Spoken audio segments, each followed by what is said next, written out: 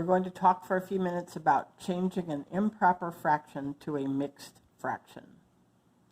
Improper fractions are fractions that have a larger number on the top than on the bottom. What that means is that you have more than one of something. So if you have 7/3, which number tells us again how many pieces this candy bar breaks up into? Correct, the bottom number. You can hear it in the words. You have 7/3. If you say to your friend, "I'm sorry you forgot your sandwich today. Let's cut mine in thirds and you can have one. Here's your sandwich." Looks like a piece of bread, kind of, sort of. You're going to cut it in 3 pieces. If you were a really nice friend, you'd cut it in half. But we use half to mean just break it in the middle somewhere. But thirds, it literally means you have 1, 2, 3 pieces. That's what thirds means. If you have 7/3, you have more than a whole one. So let's draw that. Instead of a sandwich, because sandwiches are odd shapes, we're going to use, you guessed it, Hershey bars. So there's thirds.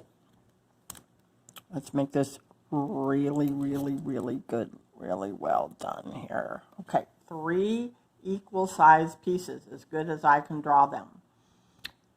So you've got somebody came into your room and broke up some candy bars and left them on your desk or your dresser. Hopefully not on your bed. You get chocolate all over your bed. So there's 7 of these. 1, 2, 3, 4, 5, 6, 7 of them sitting all over the place on your dresser. But you recognize these as coming from a kind of candy bar that breaks into 3 pieces, just like this one right here. Okay? So how many whole ones can you make out of those thirds? How many whole ones in one whole candy bar? 1, 2, 3. 3/3 makes a whole candy bar. That's why we say any number over itself is equal to 1. If candy bars broke into 10 pieces and you had 10/10, you'd have the whole thing. If they break into 25 pieces and you have 25/25 of this kind of candy bar, you have all of them. So you have a whole one. So sometimes I like to say it's a big fat one because it's really big. See how big it is? All right. So over here again, you come into your room and you see these pieces of chocolate sitting on your dresser. Ooh, yum. How many whole ones, whole candy bars, you know they look like this when they're whole, can you make out of these pieces? You know each of these is 1/3 of a candy bar. Every one of them, 1/3 of a candy bar. So how many 1/3s have I got here? 1, 2, 3, 4, 5, 6, 7. 7/3. So how many whole ones can I make?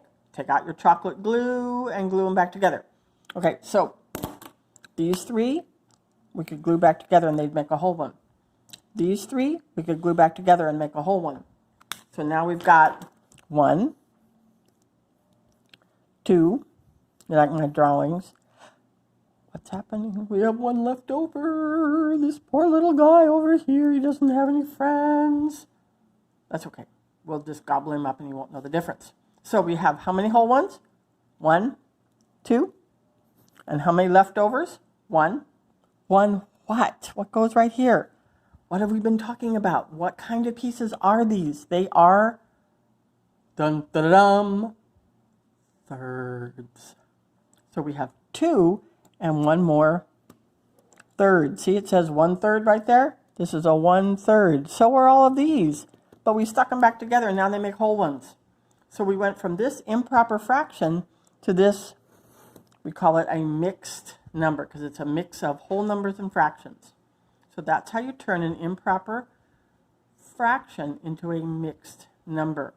Now I'm going to give you 3 practice problems that I want you to put on your paper that you started yesterday, your lined paper that says Math Review at the top. I want you to put today's date, 9/8/20, and put this title, Improper to Mixed, and do the following problems.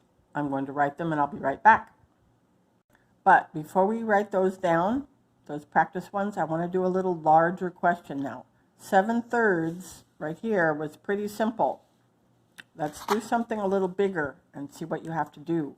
What if you have 475 sixths? Whoa, that's a lot of sixths. But how many are there in a whole one? 6, because they're sixths. So here's our little candy bar, and it breaks up into 6 different pieces. So these are sixths with a TH. 6.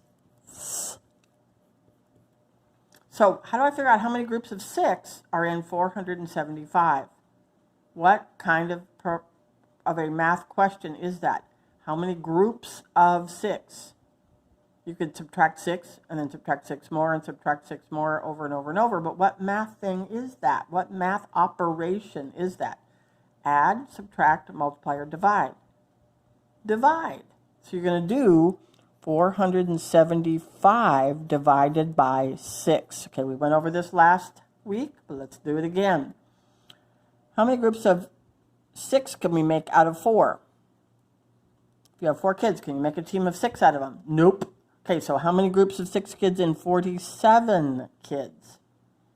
So you go through your 6s. 6 times 5, that's only 30. 6 times 6, 36. 6 times 7, 42. 6 times 8, 48. Oh, too far. Back up. 6 times 7. So I put the 7 here. 6 times 7, 42. Subtract. 7 minus 2, 5. 4 minus 4, 0. Don't write the 0 down. You're good. Bring down the 5. How many groups of 6 and 55? Well, we knew 6 times 7 was 42. We got to go bigger than that. How about 6 times 8? That's 48. About 6 times 9? 54. All right, so 6 times 9 is 54. We put the 9 here. 6 times 9, 54. Subtract. 5 minus 4 is 1. 5 minus 5 is nothing. So we're done. We have 1 left over. So it's 79 whole ones and 1 what?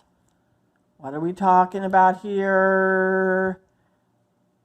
Sixths.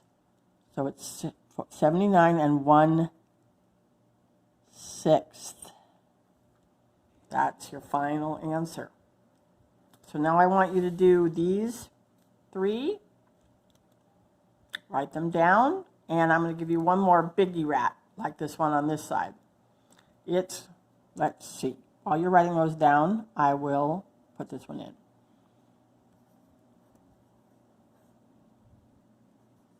I'll be nice to you and use fifths. Fifths are easy. You should know your 5s times tables.